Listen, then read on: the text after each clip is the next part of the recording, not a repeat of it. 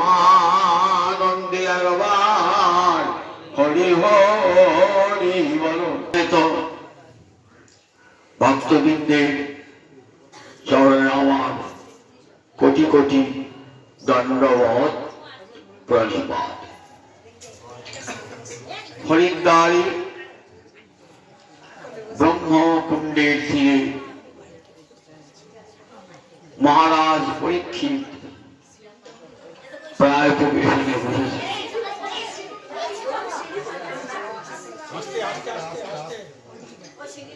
7 দিন পরে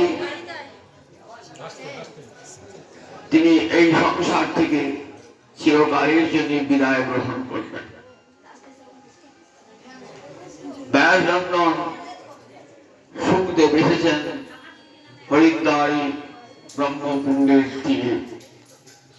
আসন্ন মৃত্যু মহারাজ পরীক্ষিতকে কৃষ্ণ কথা শোনালেন।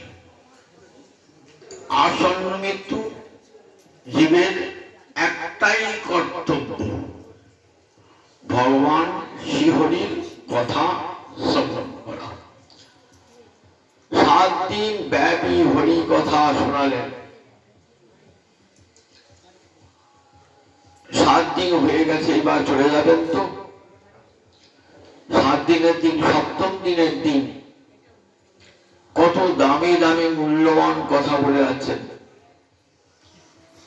মহারাজ পরীক্ষিতকে উদ্দেশ্য করে বিশ্ব জীবকে শিক্ষা দান করে আছে। বলছেন, মহারাজ, সকল জন্মের মধ্যে মানব জন্ম বড় সুদুর্লভ। লব্ধ্বা সুদুর্লভমিদং বহু সম্ভবান্তে মানুষ্যম অনিত্যম অর্থদম। বললেন, লব্ধ্বা সুদুর্লভমিদং মানুষ্যম অর্থদম অনিত্যম অপিহ ধীর পূর্ণাঙ্গে যথেত অনিমৃত্যু যাব নিঃশ্রেয়সায় বিষয় খলু সর্বদোষাৎ। লব্ধ্বা সুদুর্লভমিদং বহু সম্ভবান্তি। মানব দেহটাকে দেখিয়ে বলছেন, শোনো মহারাজ, এই মানব দেহটা বড় দুর্লভ। দুর্লভ নয়, তার সঙ্গে দেখবে সুদুর্লভ। দুর্লভ কাকে বলে?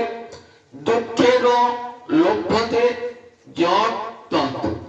অতি দুঃখে যা লাভ করা যায় তাকেই বলে দুর্লভ। শুধু দুর্লভ নয়, সুদুর্লভ। তাহলে বোঝা যায় মানব জন্মটা কতখানি মূল্যবান। মানব জন্ম, এই জন্মটা ভগবানের কৃপার দান। 84 লক্ষ জনি ভ্রমণ করার পর এই মানব দেহটি একবার ভগবান দেন।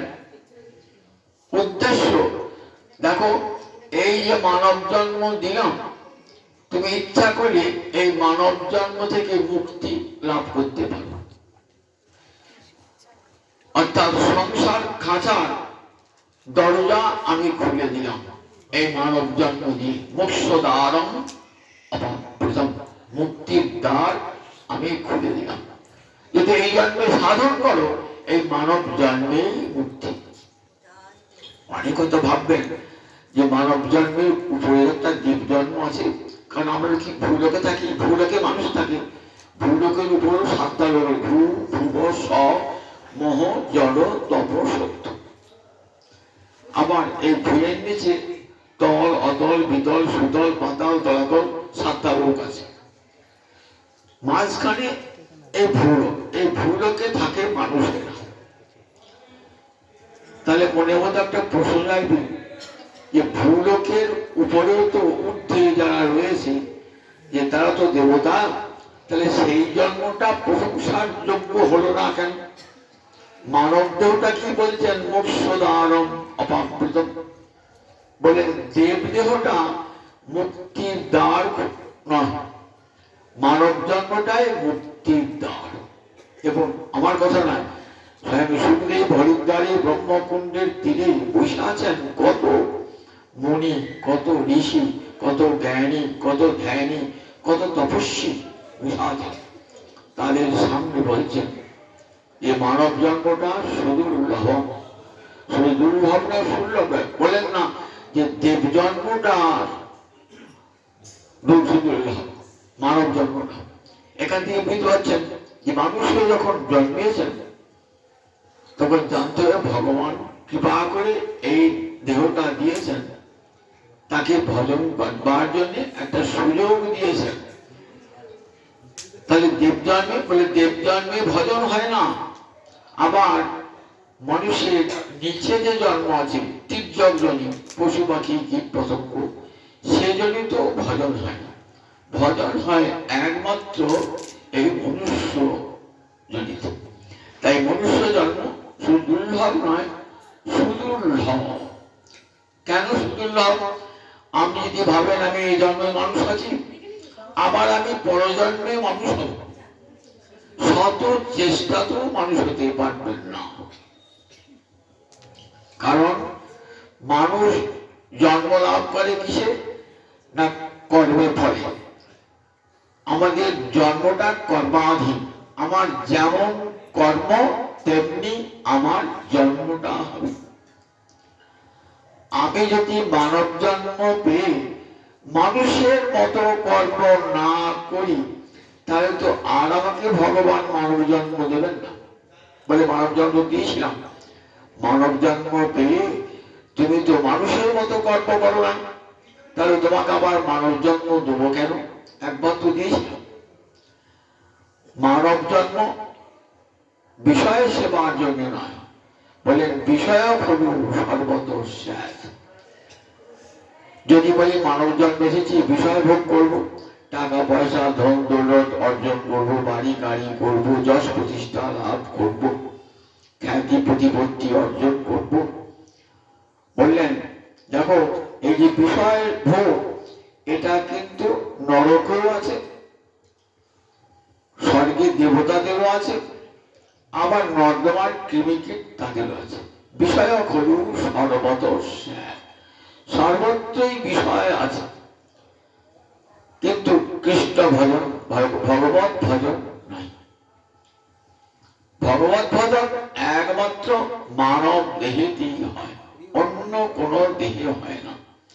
আপনি যেটা একটা গাছের পাখিকে জিজ্ঞাসা করেন, দেখো পাখি আমি তোমার চেয়ে কত বড় গো, আমি সুন্দর দালান কোঠা বাড়ি তৈরি করেছি, সেখানে দেখো আমি থাকি কেমন কত ভোগে বিলাসে, আর তুমি গাছে গাছে ঘুরে বেড়াও, তোমার খাদ্যের অভাব, কোথাও খেতে পাও না। পাখিটা বলবে দেখো তুমি যখন সুখে আছো না, আমিও তেমনি সুখে আছি, আমিও দেখো গাছে বাসা তৈরি করেছি, এখানে সেখানে ফল সুবিষ্ট ফল খেয়ে বেড়াই। তোমার যেমন সংসার আছে, আমারও তেমনি সংসার আছে। আবার একটা নর্দমার কৃমিকীটকে বলুন, সে বলবে দেখো তোমার যেমন দালান কোঠা আছে, আমারও দেখে নর্দমা আছে, আমি এখানে ভালো মন্দ খাই, আমারও সংসার আছে। তাহলে দেখুন বিষয় হলেও সর্বত শেষ, স্বর্গের দেবতাদেরও বিষয় ভোগ করে, আবার নর্দমার কৃমিকীট যারা নারকী তারাও বিষয় ভোগ করে, কিন্তু তাদের কোথাও ভগবত ভজন কোথাও নাই। একমাত্র মানব দেহটাই ভগবত ভজনের জন্য বিষয় করুন। আহার নিদ্রা ভয় মৈত্রঞ্চ সামান্য এতর পশুবিরণানা। আহার নিদ্রা ভয় বংশ বিস্তার, এই চারটে সঙ্গে পশুর আর মানুষের মিল। আহার নিদ্রা ভয় মৈথুন মানে বংশ বিস্তার, এই চারটেতে মানুষ আর পশু এক। ক্ষুধা পেলে পশু আহার করে, মানুষও আহার করে। ক্লান্তি এলে পারে পশুও নিদ্রা যায়, মানুষও নিদ্রা যায়। শত্রু দেখলে মানুষও ভয় পায়, পশু পাখি কীট পতঙ্গ ভয় পায়। পশু পাখি যখন মানুষ যখন সংসার আছে, পশু পাখির যেমনি সংসার আছে। তাই এই চারটে ধর্মে মানুষও যা মনুষ্যত্বর জন্য তারাও তাই পশু পাখি কীট পতঙ্গ। কিন্তু এক জায়গায় মানুষের সঙ্গে পশু পাখি বা ইতর প্রাণীর পার্থক্য, সেটি কি? ধর্ম অধিক বিশেষ ধর্মেণ হীনা পশুভি সমানা। মানুষের একটা অধিক ধর্ম আছে, কি না? ধর্মাচরণ। সেটি কিন্তু পশু পাখি কীট পতঙ্গ কার নাই, একমাত্র মানুষের আছে। তাই ধর্মেণ হীনা পশুভি সমানা। মানুষ যেদিন ধর্মহীন হয়ে যায়, ভগবানকে ভুলে যায়, সেদিন মানুষের সঙ্গে পশুর আর কোনো পার্থক্য থাকে না। মানুষের সঙ্গে পশুর পার্থক্য এইখানে, পশু পাখি তারা কৃষ্ণ ভজন করতে পারে না। পশুর চক্ষু আছে কিন্তু ভগবানকে দর্শন করতে পারে না, কান আছে হরি কথা শুনতে পারে না, জিহ্বা আছে কৃষ্ণ নাম উচ্চারণ করতে পারে না, চরণ আছে ক্ষেত্রে যেতে পারে না। কিন্তু মানুষের সব ইন্দ্রিয় কৃষ্ণ ভজনের অনুকূল। তাই লব্ধা সুদুর্লভ বহু সম্ভবান্তি মানুষ্যম অর্থদম অনিত্যম অপিহরিল। বলে মানব দেহটা অনিত্য বটে, আজ আছে কাল থাকবে না, অনিত্য বটে, কিন্তু অর্থদম পরম অর্থ দান করতে পারে এই দেহটা।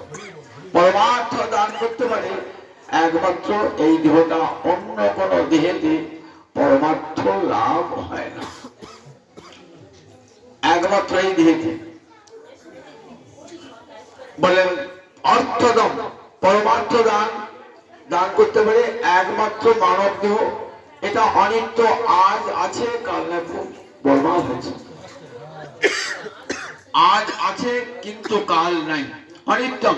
কারণ পঞ্চভূতে গড়া এই দেহটা, ক্ষিতি অপ তেজ মরুদ্ভ, এই পাঁচটা ভূতে গড়া এই দেহটা। পাঞ্চভৌতিক বস্তু কোনদিন স্থায়ী হয় না। জগতের সমস্ত বস্তুই পঞ্চভূতে গড়া, কোন পাঞ্চভৌতিক বস্তু জগতে কোনদিনই স্থায়ী হয় না। দেহটা যখন পঞ্চভূতে গড়া, দেহটাও স্থায়ী হবে না, একদিন না একদিন চলে যেতেই হবে। কিন্তু কেমন করে যাব? যাওয়ার সময় আমাকে যাবো যাতে আবার পরজন্মে যাতে মানুষ হয়ে জন্মাতে পারি। এই জগতে যতটা ভজন করতে পারলাম, ভজন হলো, সিদ্ধি লাভ হলো না, আবার যেন পরজন্মে তারপর থেকে ভজন শুরু হয়। কিন্তু সারা জীবন যদি ভজন না করেন, মৃত্যুকালে তো ভজনের চিন্তা হবে না। যদি বিষয়ের চিন্তা করতে করতে প্রাণ পরিত্যাগ করেন, তাহলে আবার ওই বিষয়ে ভোগ করবার জন্য পশ্চাদি দেহ লাভ করতে হবে। কিন্তু কৃষ্ণ ভজনের জন্য যদি চিন্তা করতে করতে প্রাণ পরিত্যাগ করেন, তাহলে আবার গোবিন্দ কৃষ্ণ ভজনের সুযোগ করে দেবেন। আমরা মহাভারতে দেখতে পাই কি সুন্দর ভীষ্মদেব, দেখুন 10 দিন যুদ্ধ করার পর ভীষ্মের পতন হবে। কুরুক্ষেত্রের যুদ্ধে 10 দিন যুদ্ধের পর ভীষ্মের পতন হয়ে গেল। ভীষ্ম সরসজ্জায় শুয়ে আছেন, কুরুক্ষেত্রের বিশাল মাঠে শুয়ে আছেন, প্রাণ পরিত্যাগ করেন না। কারণ ইচ্ছা কিন্তু বর পেয়েছিলেন, তো উত্তরায়ণে প্রাণ পরিত্যাগ করবো এটি মনে মনে স্থির করেছে। বাবার পিতার কাছ থেকে ইচ্ছা মৃত্যু বর পেয়েছিলেন, তো তাই কখন বলবেন না, উত্তরায়ণে শাস্তি করেছে। উত্তরায়ণে প্রাণ পরিত্যাগ হলে ঊর্ধ্বলোকে গতি হয়। উত্তরায়ণ কখন? সূর্য যখন উত্তর মুখে গমন করে তখন তাকে কি বলে? উত্তরায়ণ। পয়লা মাঘ থেকে সূর্য উত্তর মুখে যাচ্ছে, কদিন মতো আষাঢ় মাস পর্যন্ত। তারপরে স্বয়ং একাদশী যে হয়ে গেল, তারপরে সূর্যের দক্ষিণায়ন হয়। তাহলে উত্তরায়ণে প্রাণ পরিত্যাগ করলে ঊর্ধ্বলোকে গতি হয়। তাই বিশ্বদেব উত্তরায়ণে প্রাণ পরিত্যাগ করবেন বলে কুরুক্ষেত্রে মাঠে পড়ে আছেন। অন্তরে অন্তরে ভগবানকে ডাকছেন। ভীষ্মের কিন্তু কোনো ভজন ছিল না। আমরা আমি দেখতে পাই নাই যে ভীষ্মের কোনো ভজন, কিন্তু ভীষ্মের কেমন ভজন ছিল দেখুন। ভীষ্ম ভালোবাসতেন পাণ্ডবগণকে, জগৎকে দেখাচ্ছেন যে ভক্তকে আপনি ভালোবাসেন, ভগবানকে না বুঝেও যদি ভক্তকে ভালোবাসেন তাহলে ভগবান তাকে কি করেন, আপনার কৃপা করেন। ভক্ত ভালোবাসায় কৃপা হয়। পাণ্ডবগণকে এত যুদ্ধ করছেন কৌরবদের হয়ে, মনটা পড়ে আছে পাণ্ডবদের দিকে। কুরুক্ষেত্র যুদ্ধের প্রথম দিনেতেই মহারাজ যুধিষ্ঠির রথ থেকে নেমে চলে গেলেন কোথায়, কৌরব শিবিরে। প্রথমেই পিতামহ ভীষ্মকে একটা প্রণাম জানালেন। হে পিতামহ ভীষ্ম, আমরা তো শৈশবতী পিতৃহীন, তুমি আমাদের মানুষ করেছ, যদি স্থান না দিতে হস্তিনাপুরের রাজবাড়িতে আমরা স্থান পেতাম না। তোমার চরণে দণ্ডবত প্রণাম জানাই। বড় দুঃখের দিন আজ, আপনার বিরুদ্ধে আপনি গুরু, আপনার বিরুদ্ধে অস্ত্র ধারণ করতে হবে। অন্তরে কাঁদছেন ভীষ্মদেব। যাদেরকে গলি পিঠে মানুষ করেছেন তাদের বিরুদ্ধে অস্ত্র ধারণ করতে হবে। ভীষ্মের মনে কি কম কষ্ট? বাইরে প্রকাশ করতে পারছেন না। আশীর্বাদ করলেন, বিজয়ী ভব, তোমরা বিজয়ী হও। যুদ্ধের জয় এখানেই হয়ে গেল। দেখলেন মহতের আশীর্বাদ কতখানি শক্তিশালী। আমরা প্রণাম করি গুরুজনের কাছে আশীর্বাদ চাই, তো এই আশীর্বাদের কত শক্তি দেখুন মহারাজ যুধিষ্ঠির দেখিয়েছেন। দ্রোণাচার্যের কাছে গেলেন, গুরুদেবকে প্রণাম জানালেন। বলেন, গুরুদেব আজ আমার জীবনে বড় দুর্দিন। আপনি আমাকে অস্ত্র শিক্ষা শিখিয়েছেন, আজ আপনার বিরুদ্ধে অস্ত্রহান করতে হবে। দ্রোণাচার্য অন্তরে কাঁদছেন। যার পরম প্রিয় পঞ্চ পাণ্ডব, তাদের বিরুদ্ধে অস্ত্রহান করতে হবে। আশীর্বাদ করে বলেন, তাকে বিজয়ী হব, তুই বিজয়ী হব। কৃপাচার্যের কাছে গেলেন, কৃপাচার্য ঠিক এটুকু আশীর্বাদ করলেন। যুদ্ধের জয় হয়েই গেল। এখানে কি হবে যুদ্ধে বোঝাই গেল। তিনজন গুরুজন আশীর্বাদ দিলেন। 10 দিন যুদ্ধ করছেন, প্রাণ পণে যুদ্ধ করছেন। দেখুন ভীষ্মদেব যে অর্জুন পাণ্ডবদের পক্ষপাতী, এটা কিন্তু দুর্যোধন বুঝতেও পেরেছিলেন। দুর্যোধন বড় রাজনীতিক কত, তাই বলছেন সমস্ত সৈন্যবাহিনীকে বলেছেন যে ভীষ্মকে চোখে চোখে রাখবে, যাতে ভীষ্ম কোনো ওদের পাণ্ডবদের বিরুদ্ধে লড়তে পারে, সেটা ভালো করে পরখ করে রাখবে। রাজনীতিক কত সবসময় সন্দিগ্ধ মন। যারা রাজনীতি করে না তাদের মনটা কাউকে সবসময় বিশ্বাস করে না। বিশ্বের মতো লক্ষ্য বিশ্বাস হচ্ছে না। দেখবেন গীতার প্রথমে বিশ্বকে এই লক্ষ্য আছে, বিশ্বকে দ্রোণাচার্যকে সব সন্দেহ চোখে দেখছেন। 10 দিন কিন্তু ভীষ্ম বিশ্বাসঘাত করেন না। যার মন খায় তার গুণ গায়। দুর্যোধনের রাজত্ব রয়েছেন তো কখনো তার ক্ষতি করবার চেষ্টা করেন না। প্রাণপণে ধর্মযুদ্ধ করছেন, যুদ্ধ করছেন। 10 দিনের দিন ভীষ্মের পতন হয়ে গেল। ভীষ্মের পতন মানে যুদ্ধ প্রায় শেষ বলতে পারে। ভীষ্মের পতন হয়ে গেল। কুরুক্ষেত্রের প্রান্তর উপরে আছে, প্রাণটি পরিত্যাগ করে নাই। কেন? মনে মনে গোবিন্দকে ডাকছেন যে গোবিন্দ, আমার তো যাবার সময় হয়ে গেল। আমার অন্তরের বড় বাসনা, আমি তোমার চরণ যুগল দর্শন করতে করতে প্রাণ পরিত্যাগ। বিশ্বদেব নাম রাখে লক্ষ্মী নারায়ণ, নারায়ণ মূর্তি উপাসক ছিলেন বিশ্বদেব। তোমার চরণ যুগল দর্শন করতে করতে আমি প্রাণ পরিত্যাগ করব। তাহলে অন্তরে কতখানি ভালোবাসা, আর সেই ভালোবাসা না থাকলে জোর থাকে। ভগবানকে অনেকে ডাকেন হৃদয়ে গোচর হন, কিন্তু নয়ন গোচর বড় ভক্তের সামনে সে ভগবান দাঁড়িয়েছেন, দেখা যায় বড় হও। কিন্তু ভীষ্ম যখন স্বয়ং ভগবান অন্তর তো রয়েছে আবার বাইরে সেনা আছে। কিরকম কৌশল, গোবিন্দের কেমন লীলা ভঙ্গি।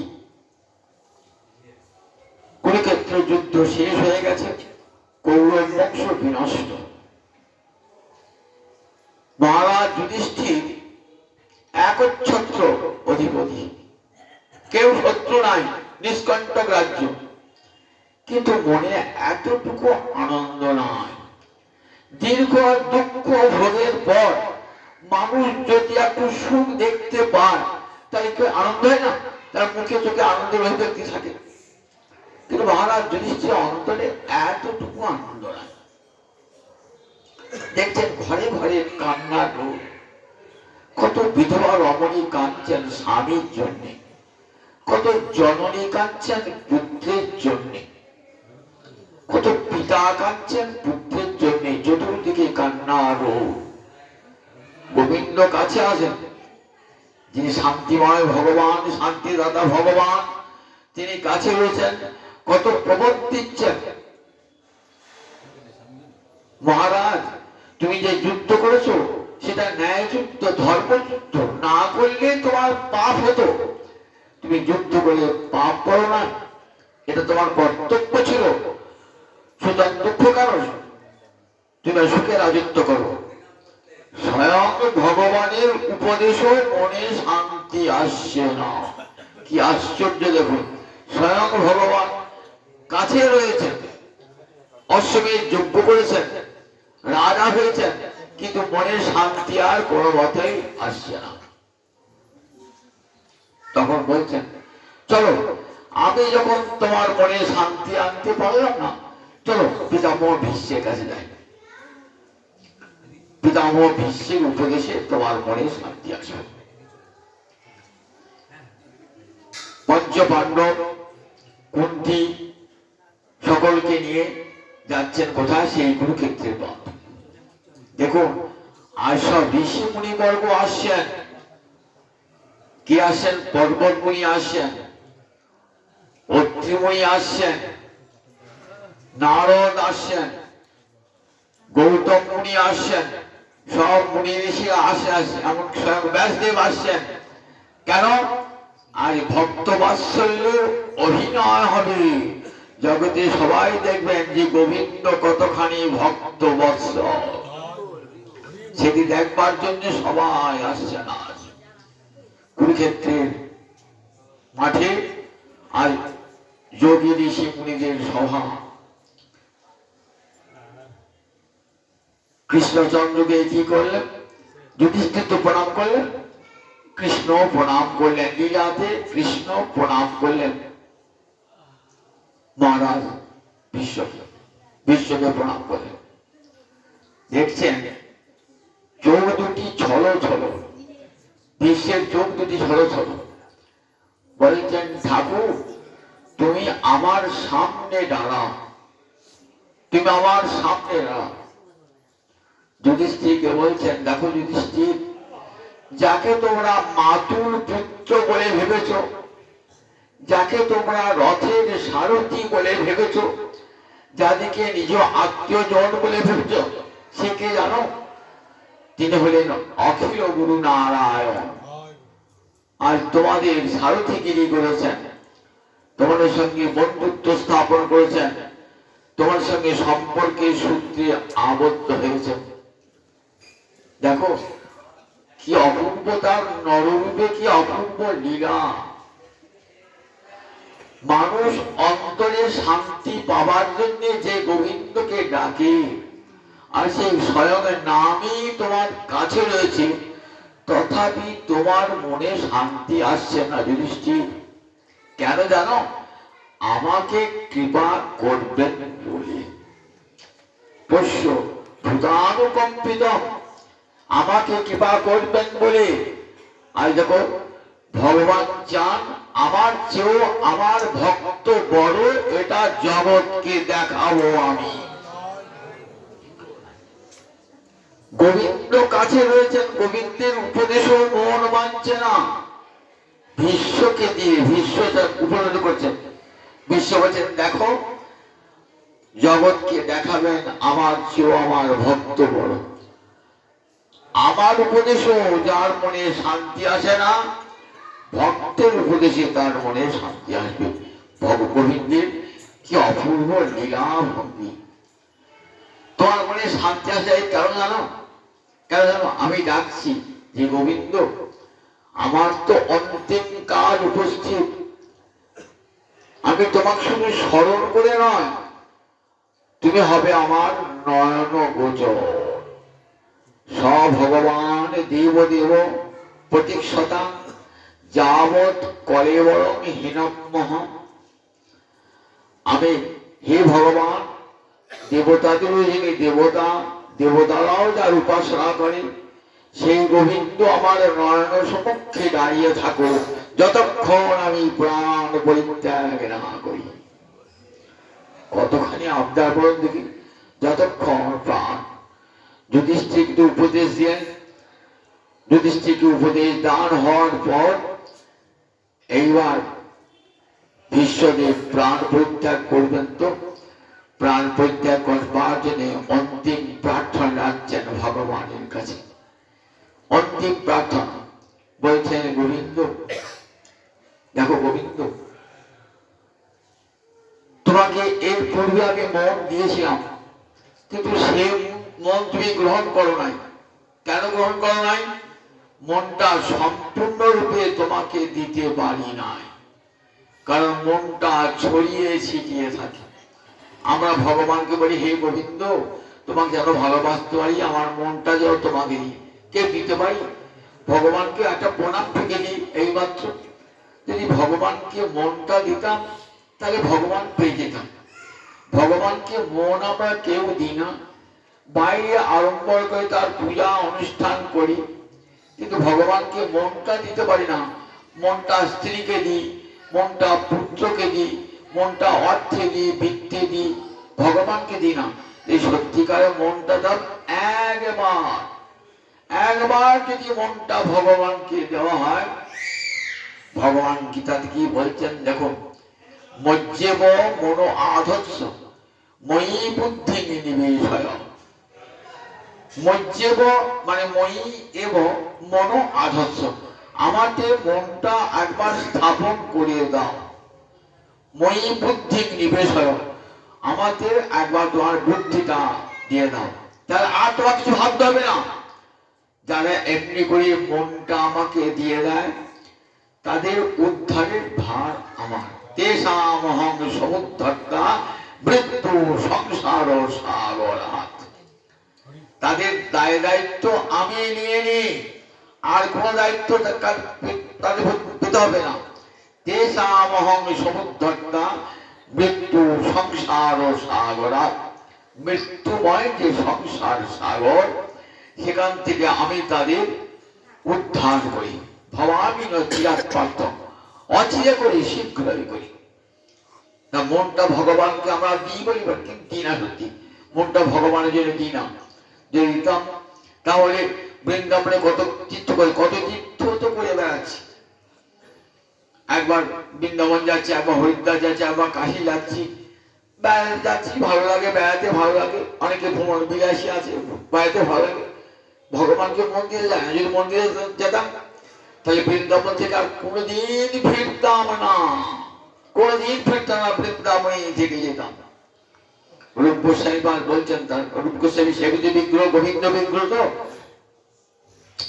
তা বলছেন বৃন্দাবনে গিয়ে আবার যদি সংসারে বন্ধুর সঙ্গে রঙ্গ করবার ইচ্ছা হয়, তাহলে কেশী তীর্থের উপকণ্ঠে যে হরিতন অর্থাৎ গোবিন্দ আছেন না, তাকে যেন দর্শন করো না। দর্শন করলে আর সংসারে ফিরে যেতে হবে না, মনটা তাকেই দিয়ে দেবে। তাহলে আমরা তো আমি গোবিন্দ দর্শন করেছি, কিন্তু দর্শন করে আবার সংসার করে, এই সংসার করছি, সবাই যে আবার সংসার করে। তাহলে মনটা ভগবানকে দিই না। ভ্রমণ করতে ভালোবাসি, 5 জায়গায় ঘুরে ঘুরে বেড়াই, ভগবানকে মন দিই না। যদি মন দিতাম এই গৌরহরি কি ভালোবাসতাম, আর কোথাও যেতাম না, গৌরচরণে মনটা দিতাম। তীর্থযাত্রা পরিশ্রম কেবলই মনের ভ্রম, সর্বসিদ্ধি গোবিন্দ চরণ। এটা ভাবি কি, মুখে বলি বটে, কিন্তু ভাবি না। বিশ্বদেব বলছেন, প্রভু কতবার বলেছি প্রভু আমার মনটা তোমাকে দিলাম, সেটা কথা বলা কথার কথা, সত্যিকার দিতে পারি না, মনটা আমার ছড়িয়ে ছিটিয়ে রয়েছে। কিন্তু আজ প্রভু সমস্ত মনটা আমি তোমাকে দেবো। কেমন মন? কেমন মনটা দেবো? ইত্থমতি উপকল্পিতা বিতৃষ্ণা ভগবতী বিভূমি সাত্তত পুঙ্গবে ভগবতী বিভূমি। বললেন, আজ আমার তো দেবার কিছু নেই, তুমি জগৎগুরু আমার সামনে এসে দাঁড়িয়েছ। তা গুরুকে যখন সামনে এসে দাঁড়ায় কিছু উপহার দিতে হয়। আজ আমার দেবার কিছুই নাই। একদিন ছিল সৌর্য বীর্য অর্থ সম্পদ সব ছিল, আজ তো কিছুই নাই। প্রভু একটা দেবার জিনিস আছে আজকে, আজ দিলাম ইতি মতি উপকল্পিত, আমার মনটা তোমার চরণে সমর্পণ। কেমন মন দিলে? বন্ধ রাখা মন দিলে নাকি? বন্ধ রাখা। গুরুদেবকে বলে, এই বাড়িটা তোমাকে দিয়ে দিলাম। গুরুদেব বাড়িটা নিয়ে গুরুদেব দেখছেন, বাবা 5টা ব্যাংকের কাছে লোন, 5টা লোকের কাছে লোন, বাড়িটা এই বাড়ি দিয়ে যাবো কি? আমার বাবার না, আমাকে টাকা দিতে হয় বাড়িতে। তা আমার মনটা ভগবানকে কেমন দিই? যে মনটা বন্ধ রাখা মন, স্ত্রীর কাছে বন্ধ, পুত্রের কাছে বন্ধ, আত্মীয় কাছে বন্ধ, স্বজবন্ধুর কাছে বন্ধ, সে বন্ধ করে রাখা মন ভগবানের না, ও মন আমি নেবো না, আর কাউকে দেবে না। মনটা শুধু আমাকেই দেবে, 16 আনা মনটা আমাকেই দেবে, আর কাউকেই দেবে না। যদি দিতে পারো তাহলে দেবো, নইলে দেবো না। ওই 4 আনা ভাগ করে দেবে আমাকে, ওই ভাগ পারবো না। ভালোবাসার কখনো অংশ হয় না। পূর্ণ ভালোবাসা যদি দিতে পারো তবে। কৃষ্ণ আর অর্জুন একদিন বেরিয়েছেন ভক্ত দর্শন করবার জন্য। ঘুরতে ঘুরতে ঘুরতে ঘুরতে একটা গ্রামে পৌঁছেছে। গ্রামটা বেশ ভালো বড় গ্রাম। সেখানে দেখছে বড় লোকের বেশ বিরাট বাড়ি। সাধারণ বেশে কৃষ্ণ অর্জুন যাচ্ছে। এ বছর একটু থাকবার রাত হয়ে গেছে, থাকবার জায়গা হতো। বড় লোকটা আমি চিৎকার মিলে, অজ্ঞাত পুরুষের বাস হয়ে রকস্যচিত, কোথাকার লোক চিনি অসুবিধা, তুই মিষ্টি কথা নয়, একবার খেয়ে চলে এসছে। চলে এলেন কৃষ্ণ অর্জুন। আজ বসে আশীর্বাদ করলেন, কি বলে, তোমার আর 2 তলা আছে, 5 তলা হোক, লোকারে এসে 5টা গাড়ি হোক, 5 কোটি টাকা আছে, 10 কোটি টাকা হোক, আশীর্বাদ করে চলে এলেন। এবার গ্রামের প্রান্তে এসেছেন। গ্রামের প্রান্তে এসে একটা দরিদ্র মানুষ হরিনামের মালা সবসময় জপ করছেন, গোবিন্দ নাম করছেন সবসময়, অতি বিনয়ী ভদ্র, দেখবার যায় ভজনশীল, খড়ের চালা, কিছুই নাই, কেউ নাই, একটা মাত্র গাভী আছে। সেই গাভীটার দুগ্ধ বিক্রয় করে কোনরকম জীবন যাপন করেন। মনের পূর্ণাংশ গোবিন্দ চরণে অর্পণ করেছে। বলে একটু থাকবার জায়গা হবে তার বাড়িতে এসে? হ্যাঁ আসুন, অতিথি দেবো ভব, অতিথি নারায়ণ, বাবাই বাবাই আমার কি সৌভাগ্য, আসুন আসুন। বলে কৃষ্ণ অর্জুনকে থাকতে কি খাওয়াবেন? কিছু তো নাই। এক বাটি দুধ দিয়েছেন, সে দুধটা খেয়েছেন। দুধটা খেয়ে খুব দূরে কৃষ্ণ অর্জুন রাত্রিবার থেকেছেন। সকাল ভোর যাচ্ছেন, যাওয়ার পর ব্রাহ্মণ প্রণাম করেছেন, মনে মনে আশীর্বাদ করলেন, তোমার গরুটি মরুকি। অর্জুন বলছে, আচ্ছা এ তোমার কি আশীর্বাদ হলো? গরুটি মরু। আর ও বলছে 5 তলা হোক, 5টা গাড়ি হোক, 5 কোটি টাকা হোক। তা বললে ও লোকটা করে জ্বালায় জ্বলে জ্বলে মরছে, জানো তো, চারদিকে মন। আর আমাদেরও মন নাই, তাহলে আরো ধন সম্পদ হোক, তাহলে জ্বলবে লোকটা, আরো জ্বলতে জ্বলতে জ্বলতে জ্বলতে যদি কোনদিন মনটা আমাদের গায়ে। আর ওর 15 আনা মন আমাকে দিয়ে দিয়েছে। 1 আনা মন আর গাভী গায়ে ছিল, গাভীটা বলে 16 আনা মন আমাকেও দিয়েছে। তা ভগবান চান 16 আনা মন আমাকে দিন। ওই সবার 4 আনা 8 আনা ভাগ করে 4 আনা বউকে দিলাম, 4 আনা ছেলে দিলাম, আর 2 আনা তোমাকে দিলাম, চাই না, 16 আনা মন যদি আমাকে দাও। বিশ্ব বলছেন, ইতিমতি উপকল্পিতা বিতৃষ্ণা, আজ বাসনা শূন্য মন তোমাকে দান করলাম। ভগবানকে দান করবেন কেমন মন? না বাসনা শূন্য মন। অন্তরে যদি কোনো বাসনা থাকে তাহলে সে মন ভগবান নেন না। বাসনাহীন মন ভগবানকে দিত। বলেন, হে গোবিন্দ, আমি তোমাকে আজ বাসনাহীন বিতৃষ্ণা মন আজ তোমার চরণে অর্পণ করলাম। আমাকে এই আশীর্বাদ করো, আমি যেন আমার পার্থ সখা গোবিন্দে যেন আমার রতি হয় পরজন্মে। পার্থ সখা অর্থাৎ অর্জুনের সখা কৃষ্ণের যেন রতিরস্তু নেই অনবদ্যা, আমার এমন রতি হোক পরজন্মে যেন অনবদ্যা, আর অন্য কোথাও মন থাকে না, তোমার চরণে ষোলানা মন নিয়ে যেন আবার আমি জন্মাতে পারি।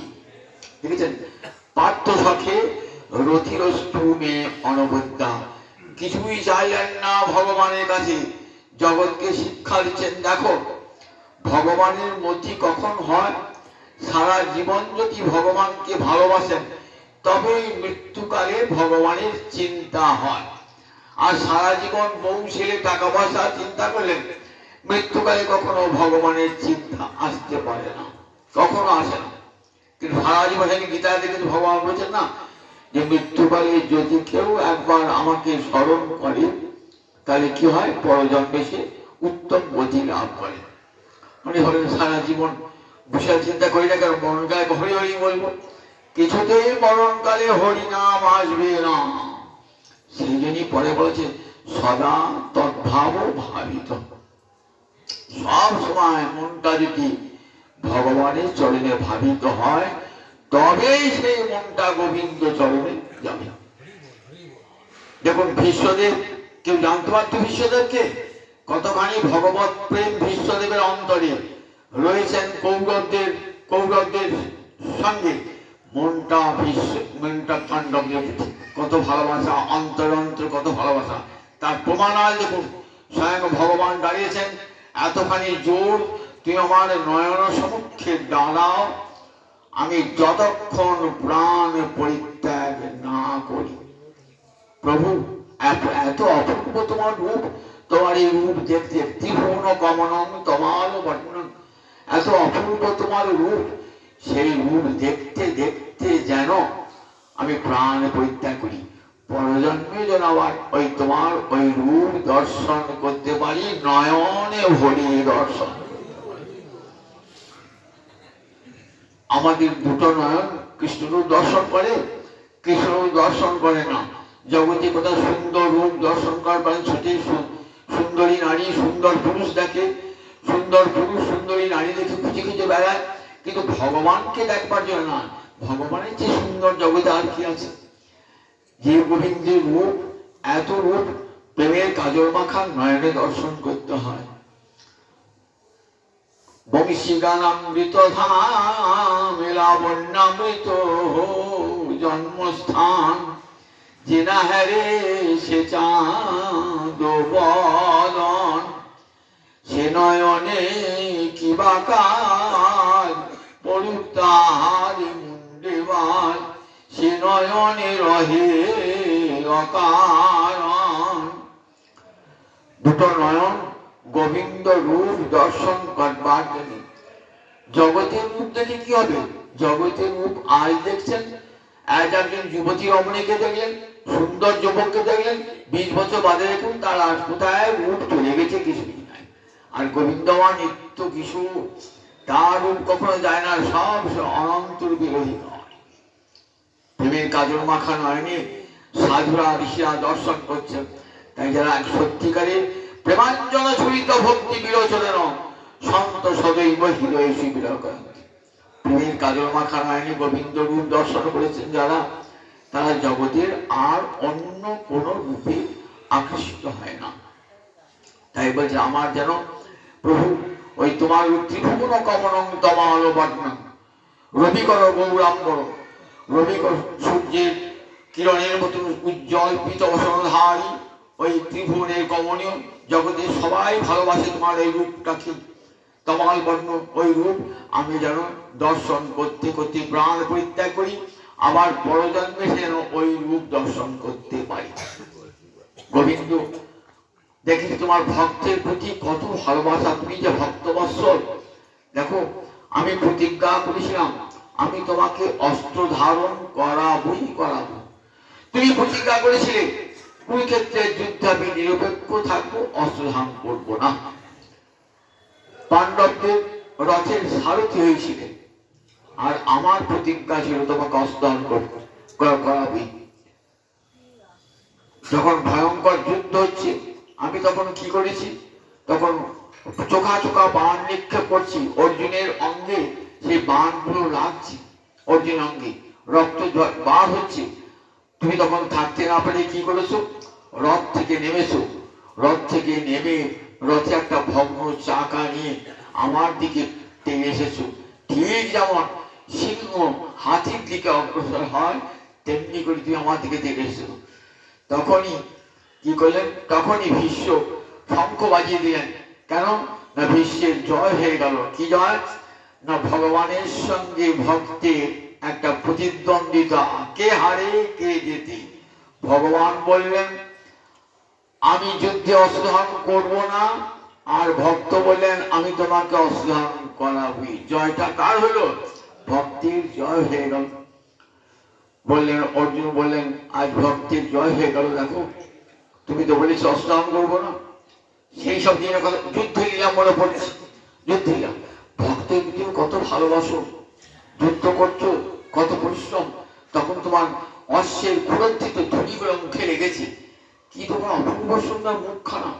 আবার যখন রথ যুদ্ধ করছো না, সেই রথখানাকে তুমি পরিষ্কার করছো, বিজয় রথ রথখানাকে নিজ হাতে পরিষ্কার করছো। আমার ভক্ত বসবে বলি, রথে বসে বলি, রথটা নিজ হাতে পরিষ্কার করছো, অশ্বগুলিকে খাবার দিচ্ছ।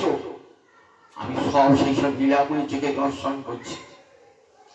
বিশ্বে মনে পড়ছে সেই যুদ্ধের লীলাগুলো, মনে পড়ছে যে কেমন করে ভক্তবৎসল ভগবান কেমন করে ভক্তের সেবা করছেন। ভক্তের সেবা করে তার স্বাদ মিটছে না। তাই তুমি কি বললেন সেদিন, ভক্ত বললেন স্বনিগম অপহায়, নিজের বাক্যকে মিথ্যা করে আমার কথাকে সত্য করবার জন্য তুমি অস্ত্র ধারণ করলে। একটা চাকা তাকে সুদর্শনের শক্তি দান করে। আবার যুদ্ধের সময় যখন অর্জুন যুদ্ধ করতে এলো, তখন বলছে সেনয়োর উভয়ের মধ্যে রথক স্থাপয়ামি অচ্যুত। হে অচ্যুত, উভয় সেনাবাহিনীর মাঝখানে আমার রথ টানিয়ে দাও। তুমি সঙ্গে সঙ্গে অর্জুনের আদেশ পালন করে রথটা নিয়ে গেলেন।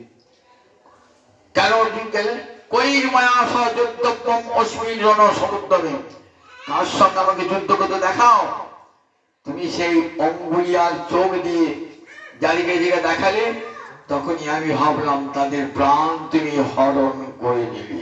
অজ্ঞাহৃতবতী, ওই তাকিয়েছে তাদের দিকে, তারা সব পড়ে গেল সঙ্গে সঙ্গে। যারিদিকে অঙ্গুলি নির্দেশ করেছে, তাদেরকে বিশ্ব দেখাচ্ছেন না, যখন বিশ্বরূপ দর্শন করছেন, বলে দেখো আমি তো মেয়ে রেখে দিয়েছি, তুমি যুদ্ধ করবে কে। দেখো ভীষ্ম দ্রোণ কর্ণ সব মরে পড়ে আছে। দেখছেন কৃষ্ণের দেহের মধ্যে সব মরে পড়ে আছে, ভীষ্ম দ্রোণ কর্ণ সব। ময়া হতাং স্থান, আমি তাদেরকে মেয়ে রেখে দিয়েছি। জহিমা ব্যাধিষ্ঠা, এই মরাগুলাকে তুমি আমি হত্যা করো। মরাগুলা কি হত্যা করবি, নিমিত্ত মাত্র ভব সম্পদ আছেন। তুমি যুদ্ধ করবো কি করবো না, এই আমিত্ব তোমার এখনো গেল না। স্বয়ং ভগবান রয়েছেন তো, তা আমি যুদ্ধ করবো না না রয়েছে, এই অর্জুনের আমিত্ব রয়েছেন। ভগবান এই অর্জুনের আমিত্ব দূর করবার জন্য গীতা, এত বড় গীতা, যতক্ষণ পর্যন্ত অহংকার এবং মমত্ব না যায় না, ততক্ষণ পর্যন্ত ভগবান প্রাপ্তি ঘটে না। তাই কি করলেন ভগবান, এত বড় 700 শ্লোকে গীতা বললেন। শেষে বলছেন নষ্ট মোহ শিথিল লব্ধা, নষ্ট মোহ শিথিল লব্ধা, আমি স্মৃতি ফিরে পেয়েছি, আমার মোহ দূর হয়ে গেছে তোমারই করুণাতে প্রভু। স্থিতস্মি গত সন্দেহ করিষ্যে বচনং তব। আমি তোমার বাক্য যা বলেছ আদেশ মেনে চলবো। কত সন্দেহ করি সে বছর করো। তোমার করুণাতে আমার সব মোহ দূরীভূত হয়েছে। এমনি করে কি করলে তিনি কুমতিম অহরত, তুমি অর্জুনের কুমতি হরণ করলে আত্মবিদ্যার দানের দ্বারা। তা সেই তুমি দেখো আমার অর্জুনকে জেতাবার, পঞ্চপাণ্ডবকে জেতাবার জন্য তুমি কি করেছো? দেখো পঞ্চপাণ্ডবকে জেতাবার জন্য দুর্যোধন এসে বলছে ভীষ্মকে যে এখনো পর্যন্ত পঞ্চপাণ্ডব মরো না। পঞ্চপাণ্ডব নিশ্চয় পিতামহ আপনার পক্ষপাতিত্ব আছে, এই পঞ্চপাণ্ডব এখনো যুদ্ধ করে যাচ্ছে, আমাদের কত সৈন্য শেষ হয়ে গেল। তখন ঠিক আছে দুর্যোধন, আমি পঞ্চপাণ্ডবকে মারবো। দেখো এই 5টা বাণ আজ আমি মন্ত্রপুত করে রেখে দিলাম, কালকে সকালে উঠেই এই পঞ্চবাণ নিক্ষেপ করবো পঞ্চপাণ্ডবকে। দুর্যোধন ভাবলেন ঠিক কথাই, 5টা বাণ যখন নিয়ে রেখেছেন, এই 5টা বাণ দিয়ে আগামীকাল যুদ্ধে পঞ্চপাণ্ডব শেষ হয়ে মনে ভাবনা হচ্ছে। যুধিষ্ঠির বলছেন কৃষ্ণকে, কাল তো 5টা বাণ নিক্ষেপ করে পঞ্চপাণ্ডব শেষ হয়ে যাবে, তাহলে কি করা যায়? কৃষ্ণ তখন অর্জুনকে অর্জুন তুমি এক কাজ করো, তুমি একটি কাজ করি ওই দুর্যোধনের রাজমুকুটটা চেয়ে নাও। দুর্যোধন রাজমুকুট দেবে কেন? তারপরে তোমাকে একটা দুর্যোধন বর্দ বলেছিল, সেই বরটা চেয়ে নাও। কখন বর্দ বলেছিল? পাণ্ডবরা যখন বনবাসে আছে না, তখন দুর্যোধন একবার সপরিবারে দুর্যোধন রথে করে যাচ্ছে, দেখ তোরা ভিক্ষা করে মরছিস আর আমি দেখ রাজা হয়ে কেবল ভোগে সুখে আছি। দেখো বলে যাচ্ছে তো যে চিত্তরথ বলে একটা গন্ধ উদ্যানে ঢুকেছে, উদ্যানে ঢুকে উদ্যান তছনছ করে দিয়েছে। তখন চিত্ররথের সঙ্গে ভয়ঙ্কর যুদ্ধে তো দুর্যোধন হেরে গেছে।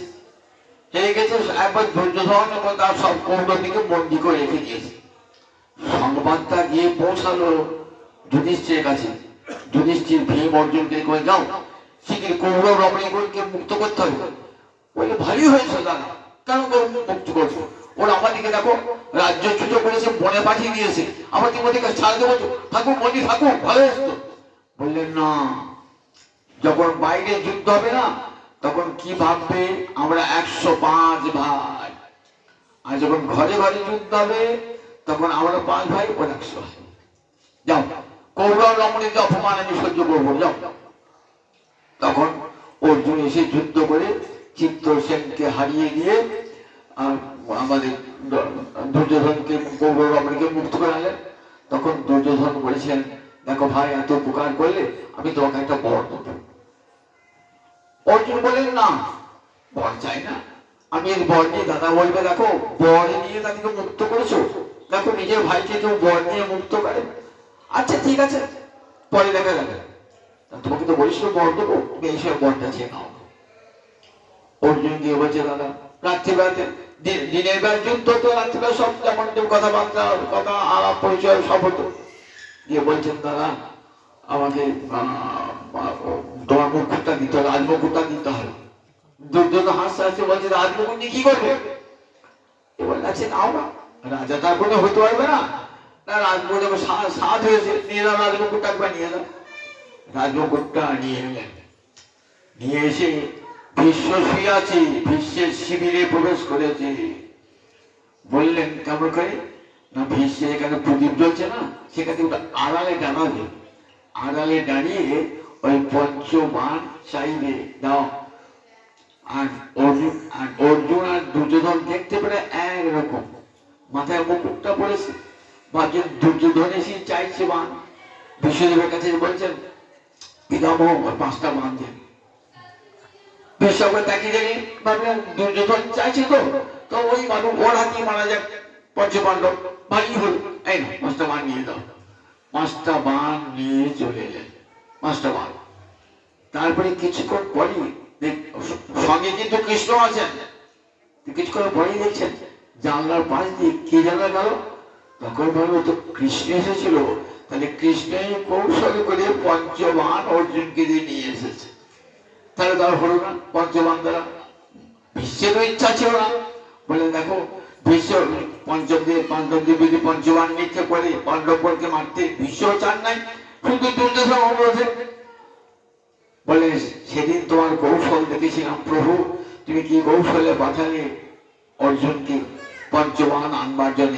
সেদিন দেখলাম তোমার কি ভক্ত বাৎসল্য প্রভু, ভক্তকে কত ভালোবাসো, তাই ভক্তকে ভালোবাসার জন্য তুমি কত কৌশল অবলম্বন করেছো প্রভু। প্রভু তুমি ভক্তবৎসল, আজ আমি অন্তরে ডাকছি তোমাকে, তুমি আমার নয়ন সমক্ষে সে দাঁড়াও। যতক্ষণ তুমি আমি প্রাণ পরিত্যাগ না করি ততক্ষণ পর্যন্ত তুমি আমার নয়ন সমক্ষে দাঁড়াও। তোমাকে কিছু দিয়ে পারি নাই, আজ আমি আমার সর্বস্ব দিলাম তোমাকে, আমার মনটা তো দিলাম, সেই সঙ্গে আমার বাক্য তোমাকে দিলাম, আর আমার নয়নের দৃষ্টিও তোমাকে দিলাম। মন, বাক্য, দৃষ্টি, তিনটি তোমাকে দান করলাম আজকে। ভগবান, আমরা ভগবানকে দেখি বাদে দৃষ্টি দিই, বাক্য দিই, মন দিতে পারি না।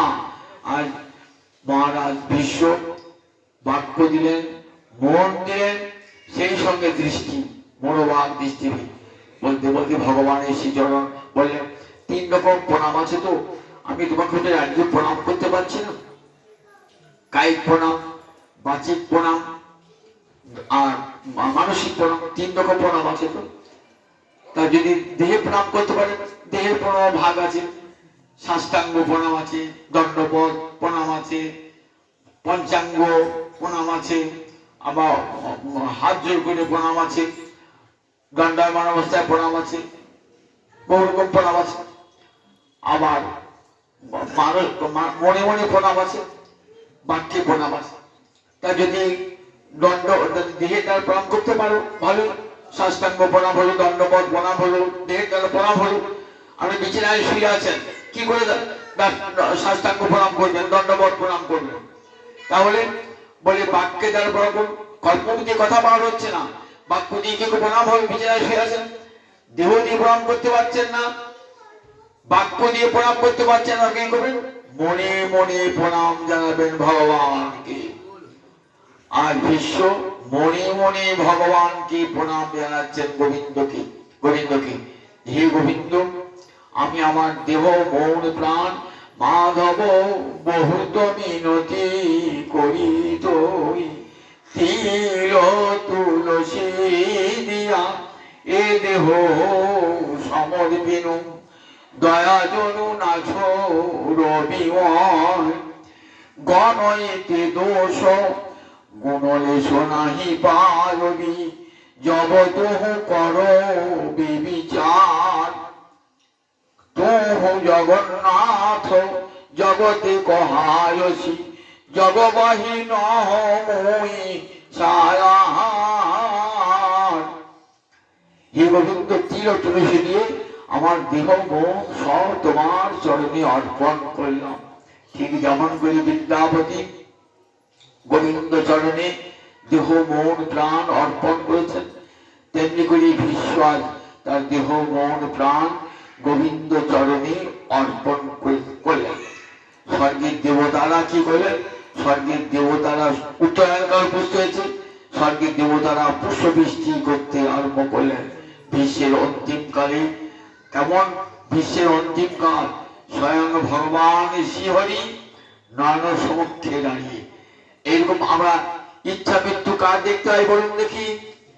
গৌরাঙ্গ লীলায় হরিদাস ঠাকুর বললেন, প্রভু যখন অদ্বৈত বিভাগের তরজারি দিয়ে পাঠালেন যে দেখো প্রভু, তোমার লীলা এবার সংবরণ করো, প্রভু এইবার তুমি চলে যাও আপন ধামে। দুর্গা পুজোর সময় দেখবেন পুরোহিত কি করে, ঘরটা পুজো করে কি বলে, ইহা গচ্ছ অত্রাধিষ্ঠানম কুরুদেবম বলে কাছে লাগিয়ে শুনবেন, দেবীকে ডাকছে, এসো এখানে অধিষ্ঠান করবো ডাকছে। আবার যাবার সময় কি করে, ঘরটা নদীতে বলে পুনরাগমনায়, বুকের পাঁজরটা ঝাঁঝর হয়ে যায়, কিন্তু ওই কাজটা পুরোহিতকে করতে হবে। তা অদ্বৈত ভগবান গৌর দেবতার পুরোহিত ডেকে এনেছেন শান্তিপুরে গঙ্গার ঘাটে বসে, গঙ্গা জল তুলসী দিয়ে হে কৃষ্ণ প্রাণ চিরে এসে বলে, আবার তিনি বলছেন, প্রভু প্রেমদান লীলা শেষ হয়েছে, এইবার চলে যাও। ঠিক ব্রহ্মা যখন কৃষ্ণকে নিয়ে এসেছিলেন, আবার ব্রহ্মাই বললেন গোবিন্দ তোমার লীলা অপ্রকট করো। এই তরজাটা পাঠিয়েছেন জগদানন্দকে নিয়ে, অদ্বৈত প্রভু, প্রভু তোমার লীলা সম্মান করো। সব কানাকানি হয়েছে যে প্রভু এবার লীলা অপ্রকট করলেন। হরিদাস বলছেন একদিন হরিদাসকে পাঠিয়েছেন, প্রসাদ পাঠিয়েছেন, গোবিন্দ প্রসাদ নিয়ে আসছেন।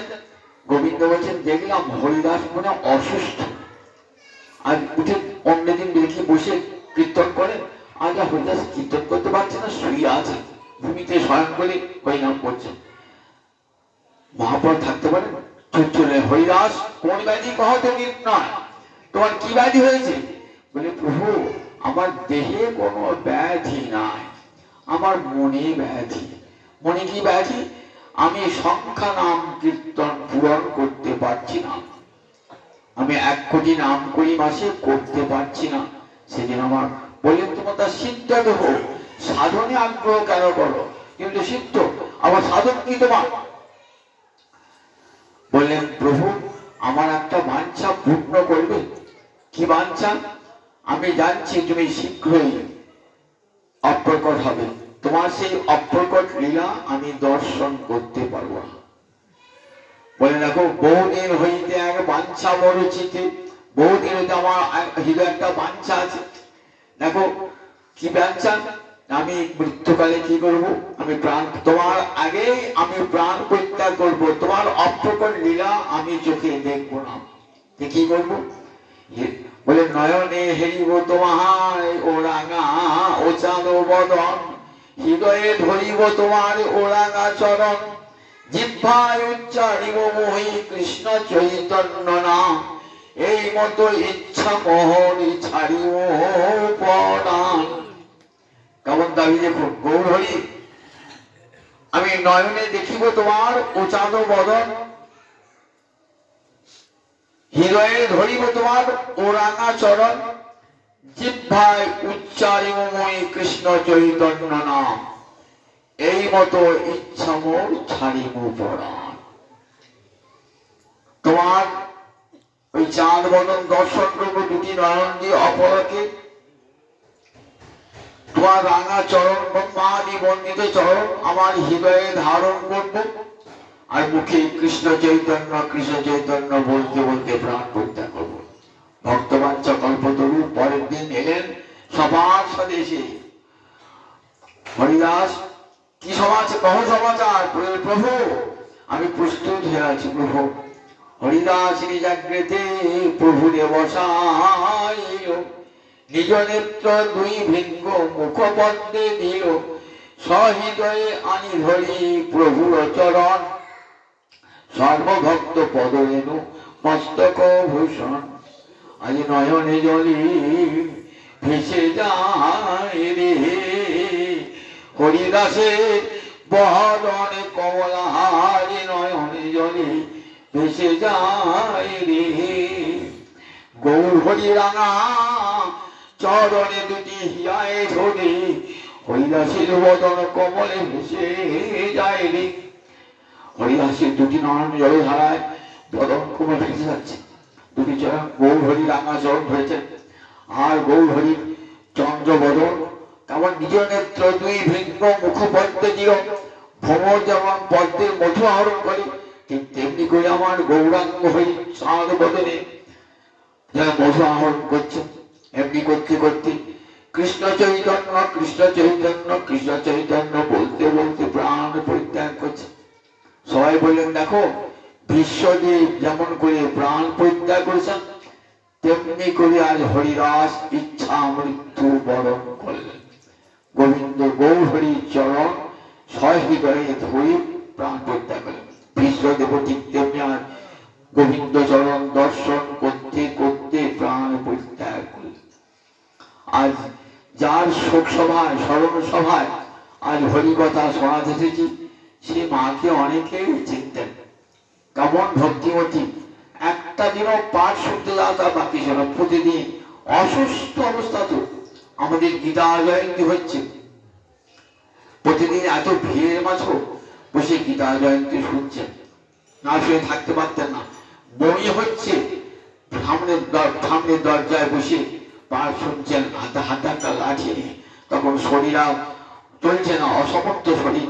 দেখুন সারাটা জীবন কেমন করে হরিভক্তি কেমন করে হরিভক্তি সাধন করেছেন সারাটা জীবন ধরে, সে ভক্তিমতী মা কিন্তু আজ রাধারানী গোবিন্দের চরণে চলে গেছেন। অন্তরে তার বাসনাই ছিল যে কাউকে রাধা গোবিন্দের চরণ পাবো।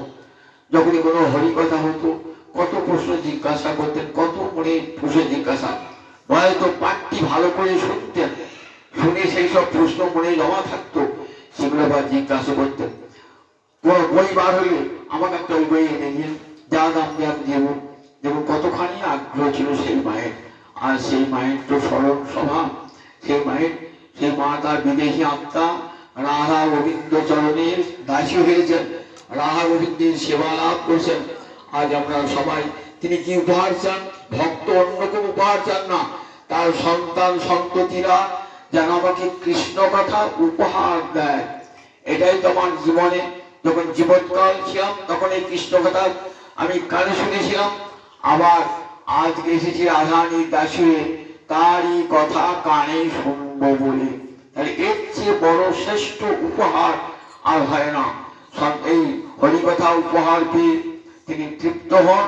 সকলকে আশীর্বাদ করুন, সন্তান সন্ততিগণকে আশীর্বাদ করুন, তারা যেন সুখে থাকে এবং প্রতি বৎসর এমনি করে মাকে স্মরণ করতে পারে। জগতে মাতা জননী জন্মৈশ্ব সদাদিনী করিয়াছি, জননী আর জন্মভূমি স্বর্গের চেয়েও বড়।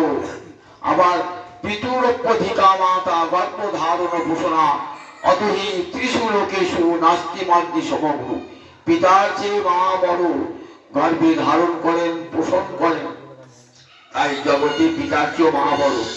পিতা মাতা দুজন দাঁড়িয়ে থাকলে কাকে আগে প্রণাম করবেন? বলেন মা দরং প্রণম্য পশ্চাৎ পিতরং প্রণমের তথা। আগে মাকে প্রণাম করবেন আর তারপর পিতাকে প্রণাম করবেন।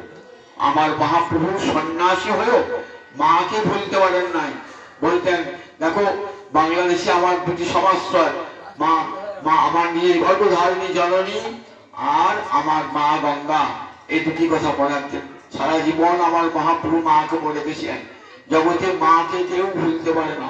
মায়ের মতো, মায়ের বিকল্প জগতে হয় না। মায়ের বিকল্প যতই কেউ ভালোবাসুক মায়ের মতো হতে পারে, কিন্তু মা হতে পারে না। মায়ের আর বিকল্প হয় না।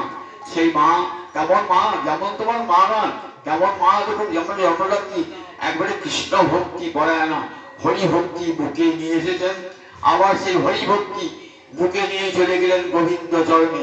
সন্তান কোন সুখে থাকুক, যারা সুখ চায় হরি কথা, তার সকলকে আশীর্বাদ করুন। সেই চরণে কোটি কোটি প্রণাম জানিয়ে আজ এখানে হরি কথার বিশ্রাম জানি তাই।